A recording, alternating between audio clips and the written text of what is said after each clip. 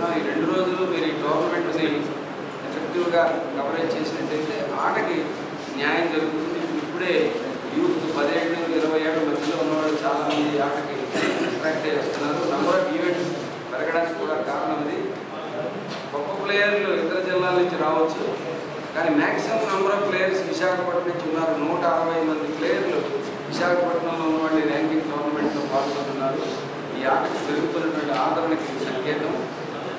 Media కూడా దీన్ని ప్రోత్సహించాలి. విశాఖ నగర ప్రజలు, అధికారులు కూడా పని చేయాలని చెప్పుకుంటున్నాం. రేపు inauguration programme municipal commissioner Satyanarayana garu 9 గంటలకి ఇనాగ్రేషన్ చేయడానికి వారు వస్తారు. ఇతర ప్రముఖులు కూడా ఈ కార్యక్రమంలో పాల్గొంటారు. మీ అందరికీ హృదయపూర్వక ధన్యవాదాలు.